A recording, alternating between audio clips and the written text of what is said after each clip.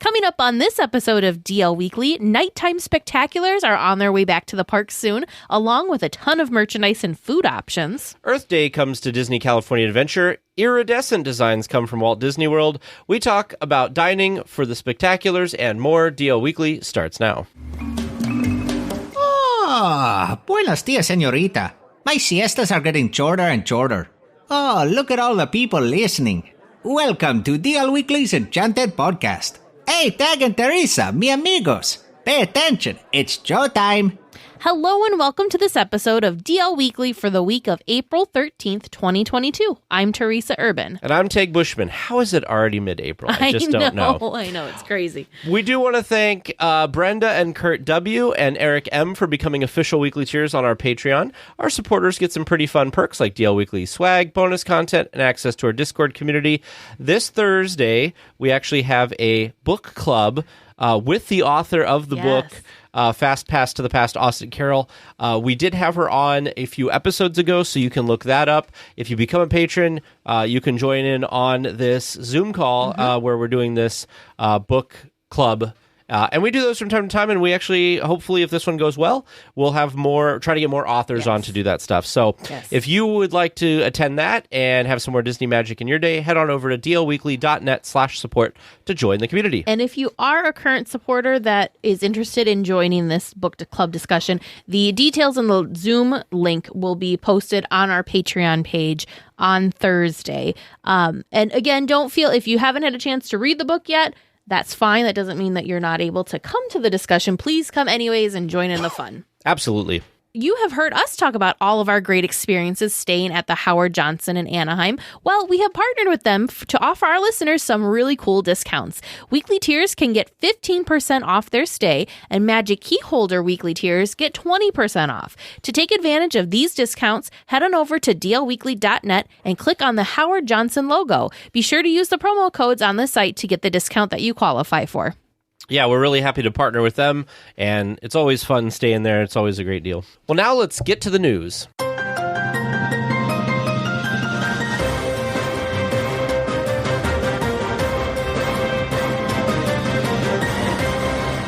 Fans of the Main Street Electrical Parade can pick up some awesome merchandise when the nighttime parade returns later this month. There will be a shirt and leggings that have scenes from the iconic parade. This same design is also on a Loungefly backpack and set of mini ears. A dress with glow-in-the-dark accents and a pink sash will also be on sale. So this is cute. It's kind of like a animated, stylized version of the different floats that are part of this. It's got some musical, not the notes. What do you call the back part? The lines, staff? The staff? Is that what it is? Can you tell I don't play an instrument? So it's got musical notes on the staff, and of course it's got like Mickey Mouse on it. You were very excited when this came up.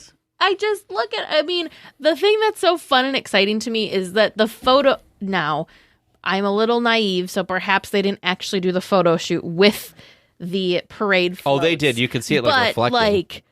That's what got me so excited. Like, what a cool backdrop to be promoting this new merchandise, like right there with the parade floats. And it's one of my favorite floats. It's not Elliot, but it's the little snail from the beginning. I love those little, they're just so cute. What do you think of these ears? I know you're an ears person. I'm curious to see the ears in person. Okay. I am. I'm really curious to see it. I'm not a huge fan of the backpack. I'm not sure how I feel yet about the shirts and the leggings, but the dress. I think the dress is really beautiful, and it looks very comfortable, very lightweight and flowy. It's not as it doesn't feel as like fancy as maybe like the regular dress shop dresses are. This almost looks a little more casual. Mm-hmm. Yeah, I think it's cool. I like that they did the photo shoot with the couple of the floats. It looks like that they have. So we'll have to see. It'll be cool to see the stuff in person. Well, the first dining package to return since the beginning of the pandemic has arrived. The Main Street Electrical Parade dining package will be available starting April 22nd. Guests will dine at the Plaza Inn for lunch, which comes with a meal, beverage, and dessert. Fried chicken, mac and cheese, Mickey-shaped cornbread, and a berry cheesecake will all be part of the package. Reservations open no earlier than April 14th. And we actually have more information that dropped after we wrote the news on this. We'll go into more detail during our discussion topic because there was all sorts of fun, exciting stuff that I got really excited. And I'm like, Tag, we need to do this as our discussion topic because I'm like beaming and overflowing with excitement for this. So more to come on dining packages, but the first one that had been announced was the Main Street Electrical Plaza Inn dining package. And this one's interesting because I haven't done a dining package at the Plaza Inn, but they have had parade dining packages there before, and they're always lunchtime dining packages, whereas most dining packages have historically been, like dinner. Yeah. So I think that's kind of cool that this one is Well, it's kind of nice because you instead. can eat, because a lot of times with nighttime spectaculars, if you have it as a dinner, you have a limited amount of time to eat and then go watch your parade, where lunch, you can get it in a bigger time frame and you're not rushing to then go get to the parade. You can kind of take your time and have that nice midday break. Very, very true. The Disney Parks Instagram account teased one of the sections of the final Main Street Electrical Parade float. They posted the concept artwork for the Princess and the Frog theme section of the float. The teaser shows a Tiana character on top with a steamboat, willow trees, the iconic fleur-de-lis, and more.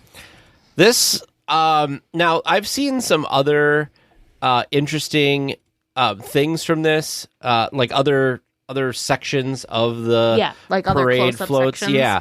And I love the amount of fun little things that they have on the side and down. And I keep forgetting, and I don't know why, but I keep forgetting that this is done in Mary Blair Small World style. Sure. So every time I see it, I'm like, oh, this looks like Small World. And then I facepalm because I'm like, of course it does. That's the whole point. So looks now nice. I have a question. So in this concept art that we're seeing here, you've got Tiana is facing us, and that side of the float has, Tiana elements facing us. However, Miguel is also on this section of float, but his back is faced to us. I think the other side has I was going to say, do Coco. you think the other side is themed to Miguel, or do you? It's got to be. Which, how freaking cool is that? You got to watch the parade at least twice. Because this is basically two different floats, depending on which side of the street you're on. You just went you can't handle the truth on me here. Slamming your hand into your thing. I wasn't super. Why are you so fired up about this whole thing? Know. I think it's because because it's a parade. How are you going to be when Fantasmic comes back? Dead. I'm just going to be done. Fall over, stick a fork in me, I'll be done. Oh my goodness. I feel for me, having these come back first helps get some of that excitement out of the system, so it's not going to be as crazy for me when Fantasmic comes back. Shannon C. in our chat commented that the train station would be a good spot to view it because you would see it the one side as it turns on Town Square, and then when it comes around and in front of you, you'd see the other side. You can see it not super well, but you'd be able to see. Yep. Good point.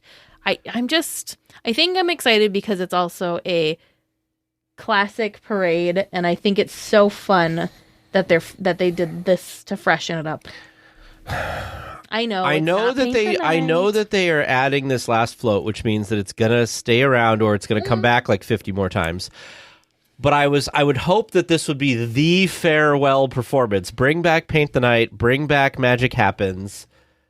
Let the dang electrical parade go into retirement. With the premiere date quickly approaching for World of Color, the scaffolding around the projection towers is being dismantled. This means that the show is almost ready for full-scale testing before the debut on April 22nd, which, when I was writing this today, I was like, that is next Friday. That's 10 days away, which, this makes me nervous. I'm glad I'm not part of this team because 10 days from the day that we're recording this, World of Color will be back. Mm-hmm. Electrical parade. They have, but I'm saying they haven't even gotten the everything taken down so they can do the run through everything. Sure. So good luck to that team. I'm sure they're on top of it. I'm sure they have tested all sorts of different things, and I'm sure they're confident, but man, that seems like a little window. If anybody's staying in the Paradise Pier Hotel and has a theme park view between now and then, just stay up all night. Will you let us know if they've been testing anything? Because that would be awesome. This week, Disneyland started talking a lot about Bruno with the debut of the Encanto projection show on It's a Small World. The show, which lasts just over 4 minutes, is a fun addition to the nightly entertainment and plays multiple times between 9 p.m. and park closing. So I ran into the funniest problem with this. I saw on Twitter that one of the Twitter accounts we follow were there. It's one of the news agencies. I think it was Disneyland News Today. And they were there, and they shot a video, and they put it on Twitter. Well, Twitter doesn't allow, like, super long videos, so they couldn't get the full thing. So I was like, oh, I'm going to go on YouTube. Mm-hmm. There'll be 100 people that have already posted it. I can watch it there. I found, like, 5 or 6 videos. I'm like, sweet. I clicked. I was watching, like, there was like a pre-show kind of noise because like it wasn't clipped right to the beginning. There was audio, and the second the song started, the sound went out, and then I was like, "Well, did something just go wrong with my computer? Something wrong with the video?" So I clicked the next video, totally silent. I looked in the comments because We Don't Talk About Bruno is such a popular song, and they're playing basically the track. Mm-hmm. They're getting flag takedown things, so YouTube instead of taking the videos down is just muting them, so you can watch the display on YouTube, but you can't hear the sound. But Twitter doesn't have that. So all I did is I found 2 different, and I put them in the link in the show notes. There's part 1 and part 2 that I've linked in the show notes that you can go watch the full thing over 2 videos. That makes sense. Or just watch it on watch it on YouTube and just play We Don't Talk About Bruno off of your like cell phone or like some other device, and you just sync it up yourself. Did you watch it? I did. So I only watched part of it because I didn't realize that there was a second part. There was a second part 2 of the video. Yeah, I'm saying. So I watched. So I did watch part 1. I do have to admit, I was very excited about this. Very excited about this. However, this is going to sound really dumb, but I guess I didn't realize that it really was basically them playing the song and having projections along with the song. I thought it was going to be. I thought it was going to. For some reason, I thought it was going to be a little bit different, a little bit plussed. But yeah, It's kind of it. It's probably better in person because honestly, this video, it's good. It's as good as we're going to get for not being there. But, it's pretty far back from the Small World facade, so it was really hard to watch the projections. So I didn't really get to see, like, the tiles flipping around on the Small World facade like they had talked about and that sort of thing. The tiles mostly flipped right before it started. Because there's a period of time where it's just like, it's like the It's a Small World facade is, like, coming alive, and then Bruno starts. Yeah, I guess I was just expecting more. And like I said, maybe it's because the video I saw was from so far back that maybe there was more detail that you just couldn't see. But again, I'm sure it's better in person. I also want to say, when did they add spotlights behind It's a Small World? I think those are new. Oh. Because they have spotlights that come out and are moving around and partying. Right. Because those weren't there for Mickey's Mixed Magic, were they? I thought they just had projections. Now I've got to Google this. I'm trying to remember if they were there for Mickey's Mixed Magic or not. All right. Go into the YouTubes. I'm also trying to think because I'm trying to think like when the stretching room happened if they... See, I don't see any lights. I'm wondering when we watched... You would think it'd be in the beginning where they're like... Dunka, dunka, dunka. I'm wondering when we watched the... Yeah. Holiday show back there? See, this is a much better angle. You can actually see what's going on. Yeah, but I'm telling you, there's a lot more going on in Mickey's Mixed Magic than this. I think that I think We Don't Talk About Bruno got popular. Somebody in the entertainment department was like, we need to make a thing about this. They threw it together. We talked to Evan, who's designed shows like this before. Mm-hmm. And when we talked to him, he's like, these things take years. They take a long time. So my thought is they did the best they could, throwing something together in a time that made sense. Hopefully they continue to do stuff like this with more movies that come up, and maybe the team will get really fast at it and will get like really skilled, and they'll be able to throw together something a little more elaborate. But I still think it's cool. I think it's cool too. I just was expecting more, and I don't know what the more was, but I was just expecting it to be a little bit different. Well, this week, Disney released their full list of Easter treats at the Disney parks all around the world. At Disneyland, there are donuts, cupcakes, cookies, and so much more. So we're going to talk a little bit about this. So they actually had some of these things already out when we were there for the wedding, which was surprising to me. So the Rice Krispie treat that looks like the backside of a bunny. You've got his. It's a cute idea. It's adorable, and it's brilliant because it's the classic Mickey shape, but they were able to kind of transform it, and it looks like the backside of a bunny. It's got his fuzzy tail, his or her fuzzy tail, and then little paws. Very, very cute. Lots and lots of sweet treats in this for sure. But a lot of the treats can be found at the holiday cart that's located in the Grand Californian Hotel lobby. Oh, interesting. Goofy's Kitchen. That's right. They do the Easter buffet, which is very, very fun. Tons of, it's like brunch and desserts is really what Easter is all about food-wise at the parks. Mm-hmm. There is one thing in particular I want to talk about. We have a news story, I think, next about that I'm excited about. But yeah, lots of Easter treats. We had a link in the show notes if you want to check out where all of them are available and all of that good stuff. Well, one of the treats that's back again is cookie shots. So, of course, cookie shots is a shot glass made out of a chocolate chip cookie, or there are double chocolate chip cookies. And then you get your choice of whole, low-fat, green chocolate or strawberry milk for the non-alcoholic varieties. But the inside of the cookie shot is covered in a bittersweet chocolate that helps prevent it from leaking and giving you a soggy cookie. The treat is available for $8, but guests can swap out the milk for alcohol for $16 total. I want to say, I'm trying to remember what liqueurs I saw when we were there last time, but yeah, it's more liqueurs. So you're not getting a shot of Jack Daniels in your cookie. It's like Kahlua or Bailey's. Yeah, so they offer they look very they offer Bailey's, Grand Marnier, Captain Morgan, so it is rum chata, Jameson, or Godiva chocolate liqueur. There you can get a good shot. I want to try one of these. I like the 100%. Idea of cookies and milk together. So this is related, but also totally unrelated. For Christmas this year, my mom bought some of these and brought them up here. They were amazing. You can buy them outside of Disneyland? Yeah, you can buy them outside of Disneyland. They were, very, very good. I don't remember what there was a red velvet cookie. There was a chocolate chip cookie. I don't remember what the other ones were. You know what they need to do to make me super happy? There was a churro one. I remember that. There was a churro one. What they should do, Disney, are you listening? I'm giving you a free idea.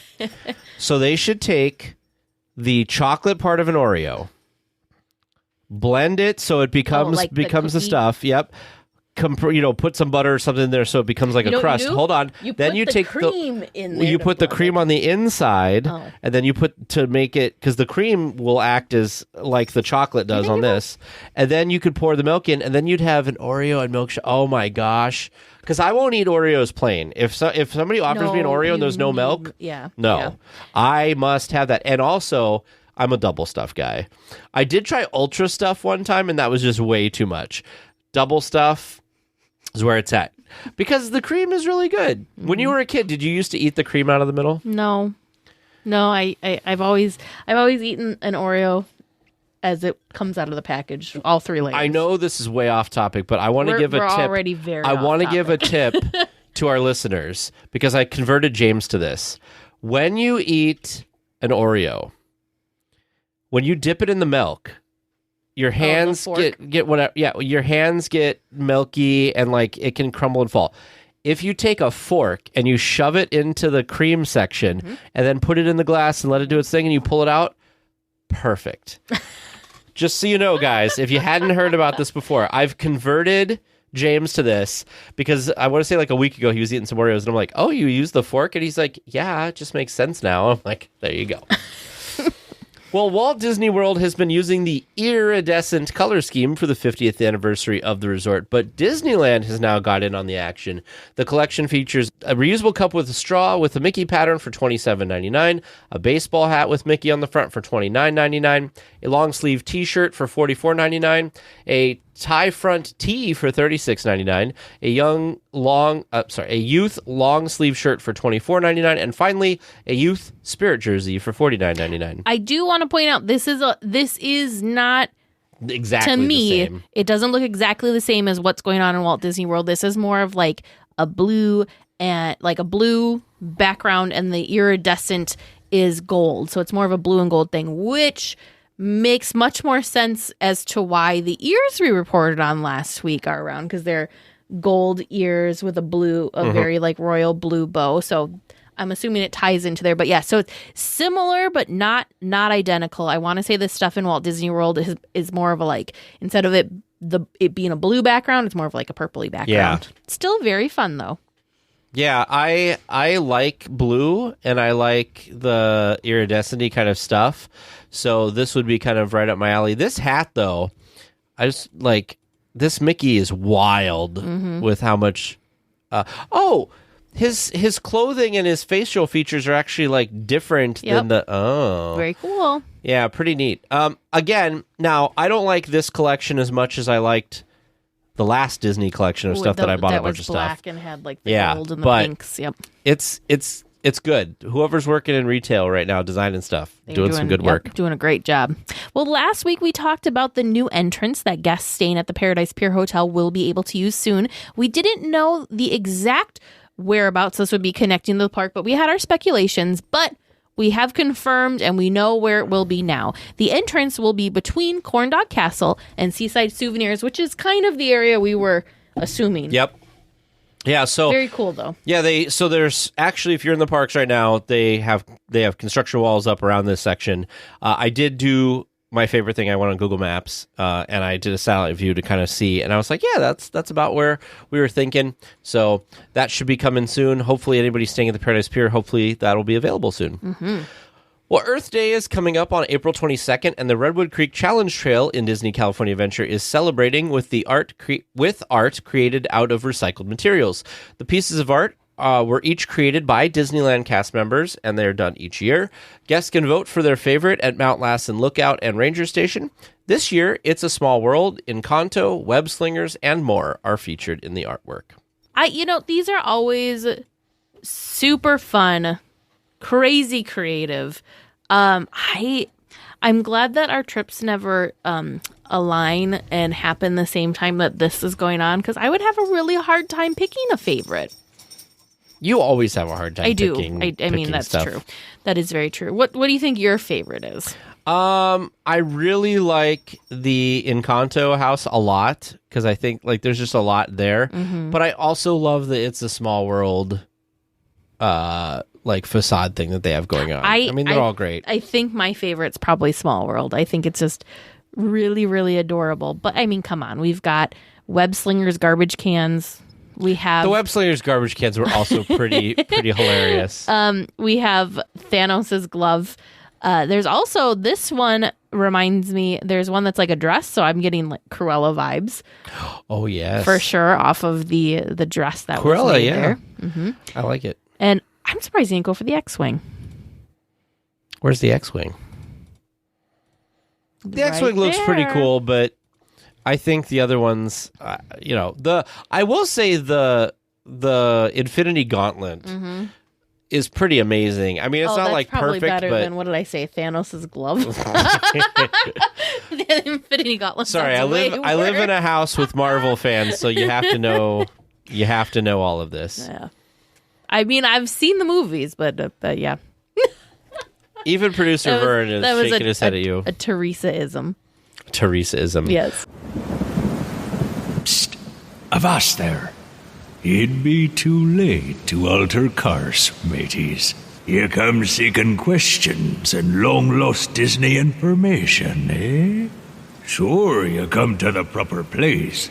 But keep a weather eye open, mates. And hold on tight. With both hands, if you please. There be squalls ahead, and James and Vern waiting for them what don't answer correctly. Welcome to Trivia Land. How we feeling tonight? Do you think you got some great answers in your head? You ready to figure it all out? Woo! It depends on if you have great questions for us or not. Of course I have great questions. We always have great questions here in Trivia Land. Well, Let's see. We'll see. Well, okay, so to be completely honest, I'm not even... These are not listener-submitted questions. Those are always the best ones. I don't know if that's a good sign or if that's a bad sign. Well, today I had a vein that I wanted to go down where I was going to do this deep dive on a subject and I was going to get all this great information and it was going to be so cool and I was going to have like a one topic, really awesome trivia. And then that one topic was impossible to find anything about, and I just found myself reading all sorts of articles about Disneyland and just spending the day reading Disneyland stuff. And so I came up with 5 totally unrelated questions that I just came up with. So that's what you get today. So I hope you're ready for it. As ready as we'll ever be. All right. So your first question from my day of random reading things. According to Disneyland.com, what are the 4 Main Street vehicles? Well, we've got the horse-drawn Carriage. horse. Oops, that is not how you spell horse. Horse-drawn. There's the omnibus. Yep. The fire truck. And I would say the horseless streetcar.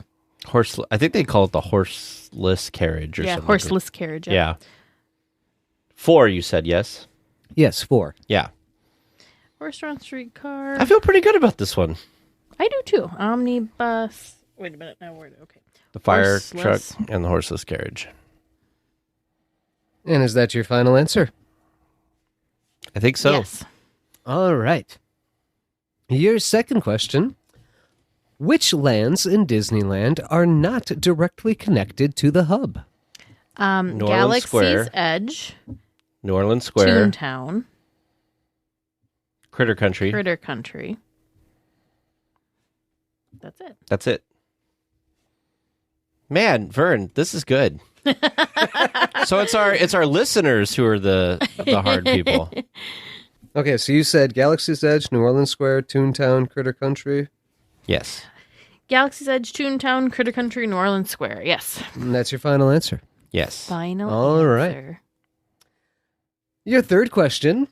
Later renamed Critter Country, what year did Bear Country open in Disneyland? Oh, boy. 72. It was in the 70s because... Let me think. Yes. 1972. Because it's when the Country Bear Jamboree came. Which also is when the Main Street Electoral Parade debuted. Oh, my goodness. You are so... I got to tell you guys on the podcast, Teresa is over the moon about the Electrical Parade.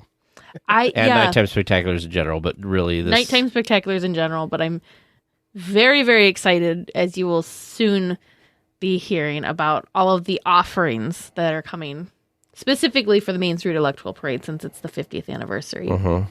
But, yes, nighttime parades in general, too.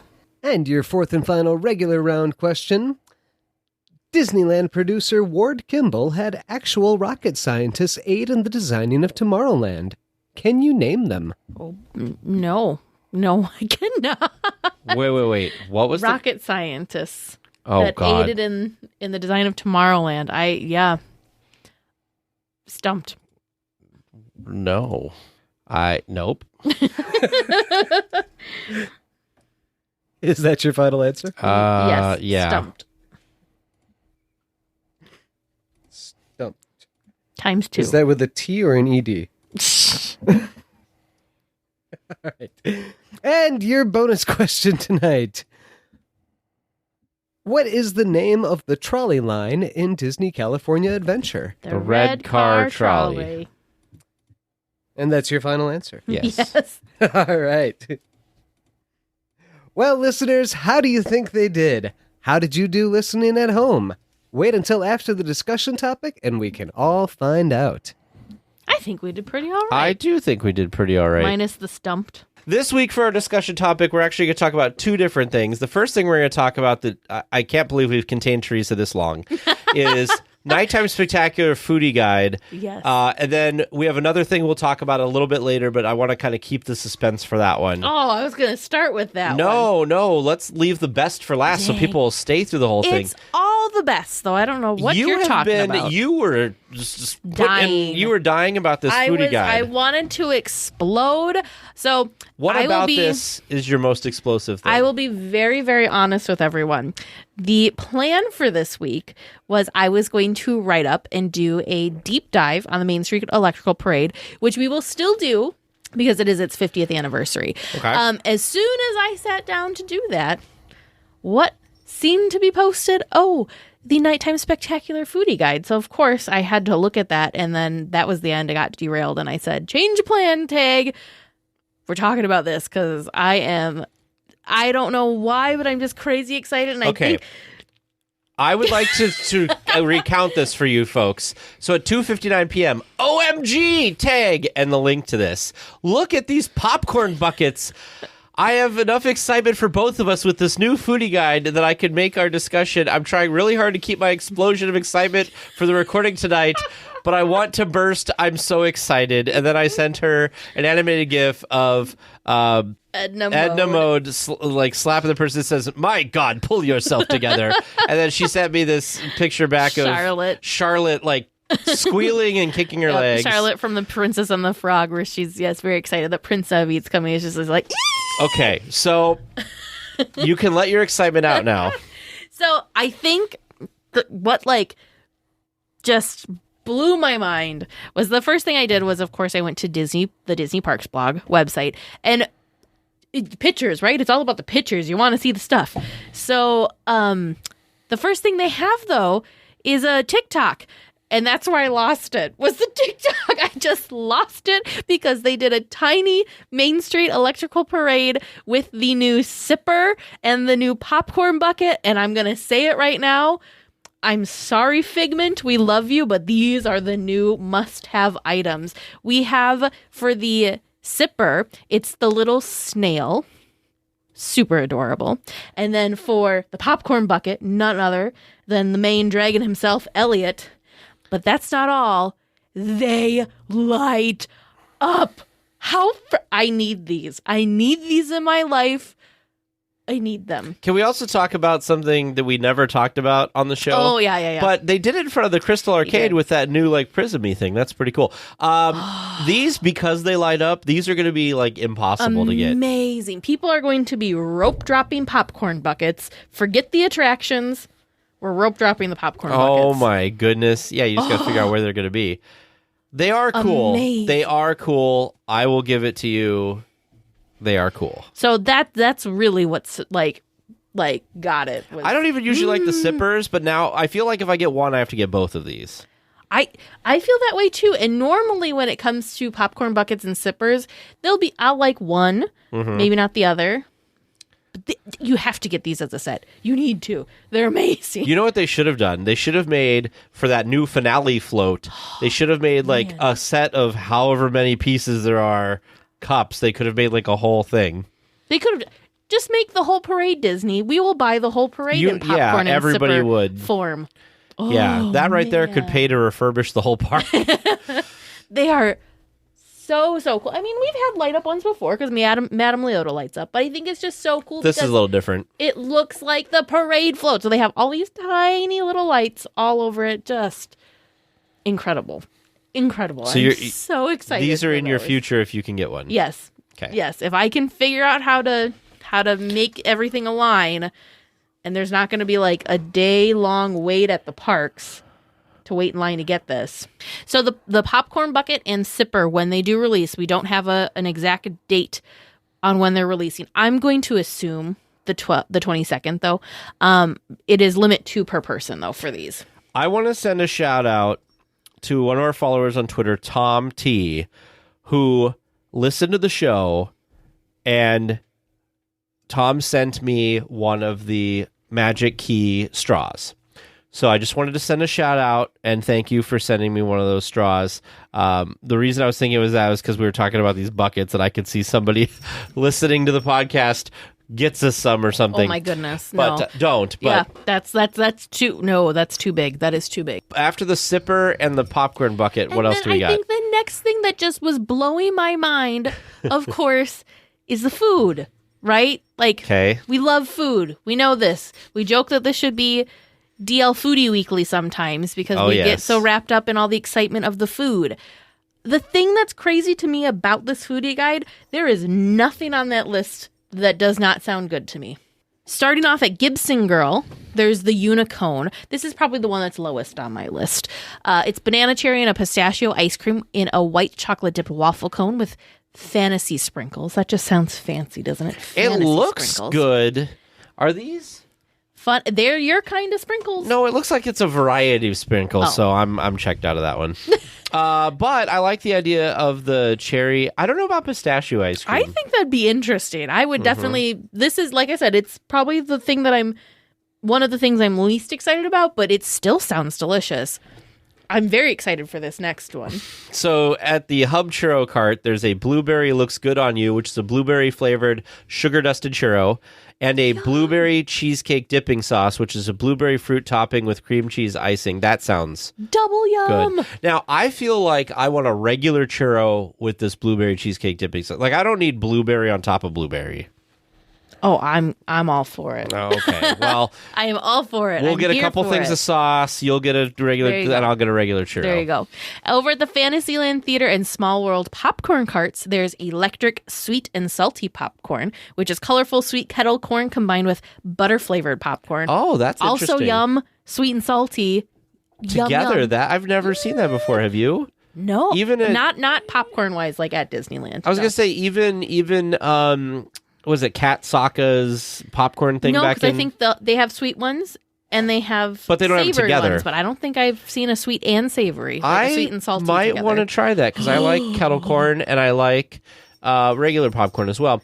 At the Fantasyland and Small World churro carts, there's the electric sprinkle dip, which is a citrus buttercream frosting with sprinkles. So this is just a dip that you can get for your churro. There's not a churro, a specialty churro that goes along with it. I'm curious about that too. Okay, moving on. Jolly Holiday Bakery, which never disappoints. They always have great. I see my favorite word on the first item. Yes, of course, because it's at the Jolly Holiday. So the Parade Macaron, which is a yellow macaron filled with honey buttercream and lemon curd. You just lost me. Topped with rainbow sprinkles and Main Street Electoral Parade drum decoration. Yeah. Everything was great until you said lemon curd. It could be delicious. I don't like lemon. I love lemon. Well, you can eat it and tell me. I thought we had tried a macaron that had lemon in it, and you were not super. You'll get this one, and I'll take a bite of it. There's a minecart brownie, which is a white chocolate-dipped dark chocolate brownie topped with sugar gems. This does look cute. It looks like something that the Seven Dwarves would be using. Exactly. And there's also a Linzer cookie, which is a citrus shortbread Linzer cookie with strawberry glaze, and it has this cute little Cheshire cat. At the Plaza Inn, we have a parade confetti bundt cake. It's a confetti cake with blue. Oh my goodness. Blue sopapilla filling, cream cheese glaze, and Main Street Electric Parade chocolate decor. That sounds good. I like cakes. The bundt cakes, you were not with me when I tried the blueberry bundt cake that they had it was a Doom Buggy bundt cake. I don't think I've had any bundt cake at Disneyland before, to be honest. Oh, it was so... Anytime I hear bundt cake in Disneyland, all I can think about was that delicious blueberry bundt cake. Was it better than your wedding cake from Disney? Sorry. It was on the same level. Okay, I didn't mean to throw you. It was on the same level. If that could have been a flavor for the wedding cake, I would have just had to get a 3-tiered cake. Oh my goodness. Because I wouldn't have been able to choose between the three. So then also at the Plaza Inn, as we discussed earlier, is the Main Street Electoral Parade dining package, which comes with the famous Plaza Inn fried chicken, smoky mac and cheese, oven roasted carrots, a baby wedge salad, Mickey-shaped cornbread, and a berry cheesecake. You do also get a drink with this. They have released, from what we can find on Disneyland.com, it does look like we do have pricing for this. So dining times are between 1 and 3:30 p.m. This is a lunch dining package, and the price per adult is $40, and for children $25. The children's menu is slightly different. It has the world famous Plaza Inn, just the fried chicken leg, oven roasted carrots, the smoked mac and cheese, applesauce, Mickey-shaped cornbread, and there's also the decadent berry cheesecake there as well. So they get applesauce instead of a salad. Is there? But yes, you do get choice of a beverage, which is a 20-ounce fountain drink or a bottle of water. At the refreshment corner, hosted by Coca-Cola, there is an electric relish dog, which is an all-beef hot dog, bacon, mustard cheese sauce, electric relish, and sport peppers, served with a choice of Cuties, Mandarin Orange, or a small bag of chips. This sounds good to you? I feel like you're not really a hot dog person. I'm not a hot dog person, but I want to see what electric relish is. It looks like it's fun colored relish. Yeah. It looks like from the photo, there's greens, but there's little bits of reds, and it almost looks like there's purples in there too. So I want to see what this electric relish is. This is probably also one of the things on the bottom of my list. However, the next item there, Firefly chips, which are corn chips topped with chili, cheddar, Monterey Jack, and jalapenos. Sounds delicious. It sounds like a fancy version of what we call walking tacos. But still yummy. I don't know if this would be something I would go out of my way to get, but still very fun. Yeah. At the Red Rose Tavern, we have the Pineapple Nightlight, which is fresh pineapple puree and Sprite with a glow cube. This sounds like it could be really I'm good. all about it. That just sounds, if it was like slushy, that would be even better. Do you know what we didn't talk about from our trip report? I, for the first time, had a Disneyland pineapple wedge, and it was very good. Was it? It was. Good. I'm glad you enjoyed that. More churros over at the Town Square Churro Cart. The Parade Dreams, which is like a colorful sugar-dusted churro with fruit drizzle garnished with rainbow candy, a.k.a. Pop Rocks. Are you serious? Yeah, they're Pop Rocks. Look at them. Oh, Or my maybe it's Nerds. No. Sorry. Garnished with rainbow candy, a.k.a. Nerds. Interesting, because I was like, Pop Rocks again? They're putting Pop Rocks everywhere. No. Sorry, they're Nerds. At the Town Square Popcorn Cart, there's the Electric Pop, which is a brightly colored kettle corn. So that's just kind of... We're getting to the end of the list, so I feel like they're just throwing stuff, yeah. But I think it's fun how they have popcorns included, because this is not... We don't usually see popcorn included in foodie guides, so I think that's so really this fun. makes me hopeful. They say available at various locations at Disneyland Park throughout the summer season is the Light Up Turtle Premium Sipper and the Elliott Dragon Premium Bucket. Limit 2 per person per transaction while supplies last. Availability may vary throughout the season, which means that they plan on having multiple shipments of this. I'm telling you, I'm so excited for this. So excited for those. The popcorn bucket and the sipper. That's like the pinnacle of my excitement with all this is that. Yeah. This is all just bonus and fluff. So the other thing too is they have announced that there will be dining packages returning in Disney California Adventure as well for World of Color. The big thing here, the Paradise Garden Park does have the dessert party coming back.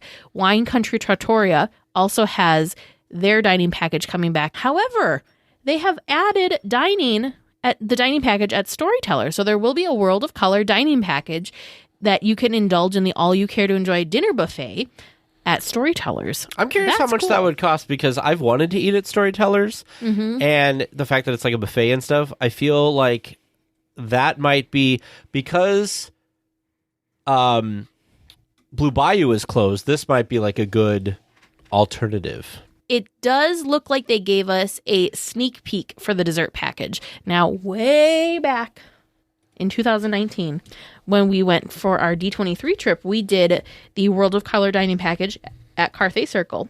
And when we had our seats and we were waiting for World of Color, well, I guess we were sitting on the steps. We didn't really have seats. Don't want to make that confusing. But while we were sitting on the steps waiting for World of Color to premiere, we actually were seated close by where the dessert party happens. And we both looked at each other because we weren't too impressed with Carthay, with, how do I want to say this? For what you paid and what the food was, we weren't super blown away by it. So it was one of those, we're glad we did it. Don't know if we necessarily need to do it again kind of feelings. But we were looking over and saw the dessert package, and they're sitting at these bar height tables with tall chairs, enjoying their food right before the show's about to start. And they had like primo seating. It was very good, very good view. Plus it was seats, very spacious. They weren't crammed in there like sardines. We're like, we need to do that. So It's been on like the back. It's been on the back of my mind that when World of Color comes back, and if they bring the dining pack or the dessert package back, I wanted to look into doing it. When we looked into it at that time, I remember being pretty reasonable because I remember thinking, oh, yeah, that's a much better way to go. Why didn't we go that way? Kind of thought process. We don't know pricing now, but the dessert party is coming back. They do have it looks like a sneak peek potentially of what the dessert offerings may be. But the thing that I'm really excited about is that it's sweet treats as well as some savory treats. There's That'll be some nice. cheeses on there. There's also grapes. So it's not just dessert, sugar. Yeah. And I think, having the cheeses offset the sweetness would actually probably really yummy. Well, and who doesn't love cheese? Especially, Unless you're lactose intolerant. Yes. But it does say sweet treats including raspberry cookies, cheesecake, and Mickey Krispies. There's also a tiny bunt cake on here. I don't know if you noticed. And I'm very excited about bunt cakes right now. And that little World of Color, it almost looks like a little like mousse or like a cheesecake thing. This a in the middle? No, this one right here. Oh, yeah, that looks like a mousse with like a chocolate thing on top. That looks good. Yeah, these all sound great. Like I said, I'm really excited about the storytellers. If this dessert party has once they release more details on it, I think it'll be better. Yeah, we're a little confused because right now, I don't know if this is the actual price or not, but right now, Disneyland.com website, it does say World of Color dessert party temporarily unavailable. But if you scroll down, there is a price that says $84 per guest, which I feel like that is not what it used to be. I don't remember the price Wasn't point it 84? being that high, but I'm wondering if the Frightfully Fun dessert package was that price. So I don't know if this is the new price, if this is coming over from the Frightfully Fun Parade I think it dining is. package. And because right now it still says temporarily Yes, unavailable, yeah. where the Plaza Inn one does not say temporarily That's true. unavailable. So I think they haven't updated this yet. Yeah. And they've on half the updated Disney it. Parks blog, they do have coming soon. So I'm thinking that they haven't quite worked out all of the details. Yeah, well, there's nothing here, but what I mean is like this says Sweet sure. Delights, and if you look at the description here, it says like decadent desserts. Yeah. So The one thing I do want to note, Carthay Circle, as of right now, does not seem to have a World of Color dining package listed, which that's new. That they definitely used to have a World of Color dining package. So it seems to me that is no longer coming back, and they've just shifted it over to Storytellers instead. I like it. Does Storytellers has more capacity too, doesn't it? Than Well, and it's a Carthay? buffet. Yeah. It's a buffet instead of like a plated meal. Yeah, I'm kind of excited about that. All right, do you want to announce the other thing? Because we haven't talked about it with our audience yet. As we find out more details on this, we will keep reporting because we have a vested interest in knowing this information as well. Because, drum roll please. You know, it's really sad when you drum roll yourself, Teresa. Well, I looked to you and you didn't move. So Dun, dun, dun, dun, dun, dun, dun, dun, dun, There you dun. we have planned our next trip. Our plane tickets are purchased. We're waiting to hear back from the Hojo to see if we can secure rooms at our favorite spot, the Hojo, before we go looking elsewhere. But we are crazy excited. We could not pass up this opportunity. We will be back next month. That's right, you heard me right. Next month, because the Disney Anna Fan Club is putting on this incredible sounding event. It's a 2-day event, Saturday, May 14th and Sunday, May 15th. The thing that drew us there, though, is the event happening on May 14th. And Tag, what is happening on May 14th? Oh my goodness, this was a once-in-a-lifetime situation. So Dying. at the event, there's going to be, so first of all, you, for the first day, there's a check-in at 9:30 with presentation beginning at 10, concludes at 1:30. Then there's a dinner later on after 6 o'clock, and then all this other stuff happens. Really well priced. But all the people that are going to be there, we have former Imagineer Terry Harden, which we've talked about on the show before, because we had Stephanie on as a guest, and they had a pumpkin carving thing Yes. with her, so she's going to be there. They're also going to have Disney Imagineer Bob Gurr, which I learned from this article that Bob Gurr is the last I know. original Imagineer that worked with Walt on the original Disneyland. Yeah, I know. That's it's crazy and it's sad. Garner Holt, who some of you may or may not know, but runs Garner Holt Industries, which makes a lot of ride systems and stuff that Disney uses, is going to be there as a guest speaker.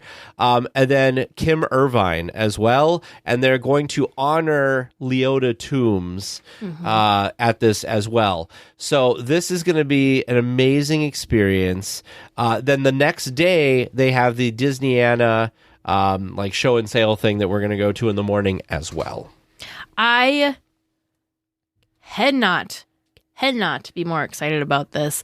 It was kind of a long road for us to be able to make this happen. We're so happy that it's happening, though. I do want to also point out that Garner Holt also does a lot of stuff with audio animatronics. Yeah. So, I mean, come on. You've got a Disney icon and legend, Bob Gurr, which we have not had the opportunity to see him speak yet. So we're very, very excited for that. And then you pair that with Kim Irvine, who you all know we really love her she's a current Imagineer. We love everything she's doing, from the retheme of Snow White and the Enchanted Wish to the new castle that we have now. Well, the new design and painting on the castle. So much. She is basically, it feels like any project that she's involved in with, anytime there's a project happening at Disneyland, she somehow is involved. She's just amazing. And of course, she is the daughter of Leota Toombs, who is being honored as well for this. And Garner Holt, I mean, just incredible. We're so fortunate and so lucky and so excited to be able to be taking part in this. So it is going to be a quick trip for us. We are flying in and out, basically just a long weekend. We do have a couple of days that we will be in the park. This is all kind of not super last minute, but this all just kind of came together for us last week, maybe the week before. I don't even remember. It's been such a whirlwind. It was this last week. Yeah, everything that we had heard. I do want to give a shout out to Lynn from the Sweep Spot, because he actually let us know about this really amazing event. So if it wasn't for Lynn telling us about this, this would have completely not been on our radar. So I'm really thankful and grateful to Lynn.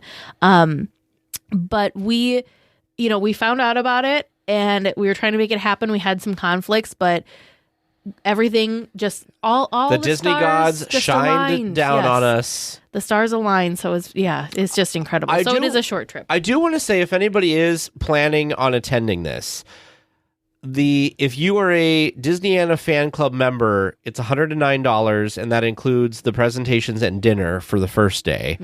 If you are not a member, it's $169. However, you can become a member immediately. It's $20 for a family membership.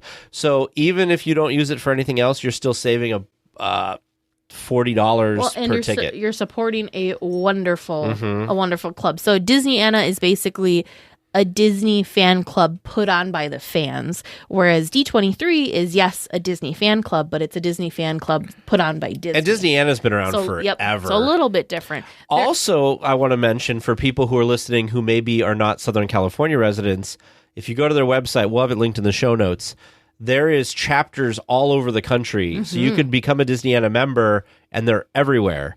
There's even some here in the Midwest. There's a chapter in Wisconsin. There's a chapter in Minnesota. And there's also a chapter in Illinois. So depending on, we might have to look into where these chapters are, because we might have to make an appearance. There's also a virtual chapter, which is really nice. Oh, that may be even easier. Then there's even a chapter in Australia, Canada, and Japan. How stinking cool. Yeah, how awesome. So we'll put the link in the show notes for this. I'm surprised this thing hasn't sold out yet. I mean, I feel it must be amazing. The best kept secret or something, because I was worried that when everything aligned and we were able to do this, I was worried that they were going to be sold out by the time we got there. This will be our first Disneyana event. I'm imagining this to be a much smaller scale, more relaxed version of D23. Yeah. I think. I will say, I think it's going to be incredibly, very, very fun, but also just very enjoyable. I'm crossing all my fingers and toes that we can finally convince Bob Gurr to get on the podcast. Or Kim Irvine. I feel like because she still works for Disney, it's probably going to be hard. We might be able to get Garner Holt, though, because he could talk about animatronics and stuff. That would be a really fun conversation, too. I'm just excited to be there for the presentations. If anything else comes out of it from that, that's just like the sprinkles on top of this Sunday.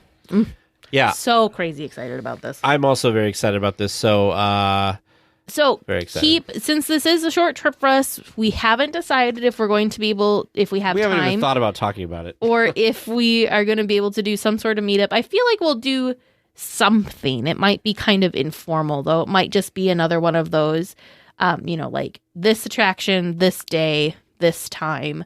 That, like, do an attraction ride meetup kind of thing. I don't know if there'll be enough time for us to do a thing where we go to, like, not Trader Sam's, a thing where we go, like, hang out at Tongariro Terrace or anything like that. But very, very excited. But if we do decide to do if we do nail down when we're going to do some sort of meetup, we will definitely let you all know.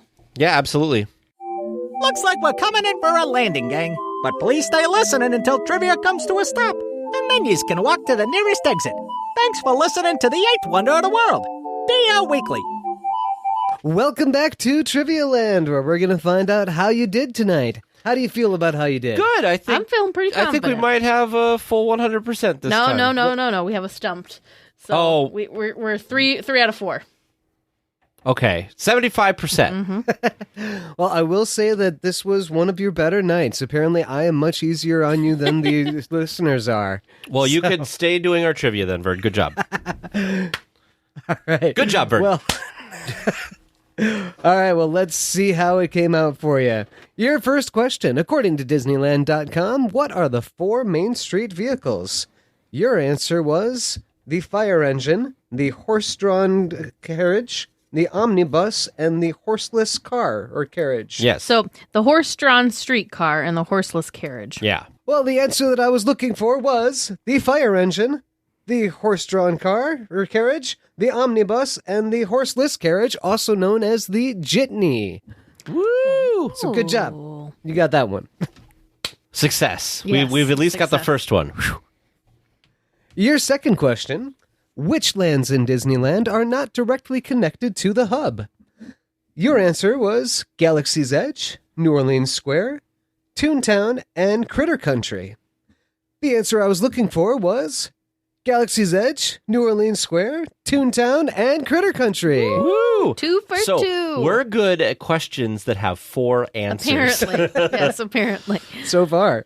Your third question. Later renamed Critter Country, what year did Bear Country open in Disneyland? You each answered 1972. The correct answer I was looking for was 1972. Woo! Nice work, Teresa. You almost stabbed me with a pen as I went to high-five you. Didn't mean to. No, but it was funny because I was like, oh, wait a minute. And your fourth and final regular round question. Disneyland producer Ward Kimball had actual rocket scientists aid in the designing of Tomorrowland. Can you name them? Was it Buzz Aldrin? Your answer was Stumped and Stumped. I don't think it's a rocket. One with a T and one with an ED is how I wrote them down. Okay. The correct answers that I was looking for was Willie Lay, Hans Heiber, and Werner von Braun. I've only heard of one of those people. Wow. I do need to give a shout out though, because Lee S because we do live stream the audio as we record each week for our patrons into our Discord, and Lee got one of those right. That's really impressive. So way to go, Lee. Yeah, good Job, job. Lee. Well, at least he gets a point. Or Yes, half a yes. point. And your bonus question tonight. In Disney California Adventure, what is the name of the trolley line? You both answered the Red Car Trolley. The correct answer I was looking for was the Red Car Trolley. Yay! So we got 80%, really, is what it came out to be. Yes, including the bonus. Yeah. Good job, Teresa. I'm very proud of us. That's feeling good about trivia this week. That was a I hope you- solid trivia I for hope you. you, the listeners, also did really well this week too. Well, listeners, how did you do this week? How do you feel about how Tag and Teresa did this week? Do you think that you've got questions that are just a skosh tougher than the questions I come up with. If you do have those great questions, feel free to send those in to us at trivia@dlweekly.net. I will say that it doesn't have to be a scotch trigger. I mean, that's just good right there. Or you totally could make them much harder. Well, we will be back next week with more Disneyland news and information. Until then, go out and enjoy the parks. Please remain seated until the podcast comes to a complete stop and the doors have opened. Then collect your belongings, watch your head, and step carefully from the episode. On behalf of all of our crew, thanks for traveling with us. And we hope you have a happy and memorable visit here at DL Weekly.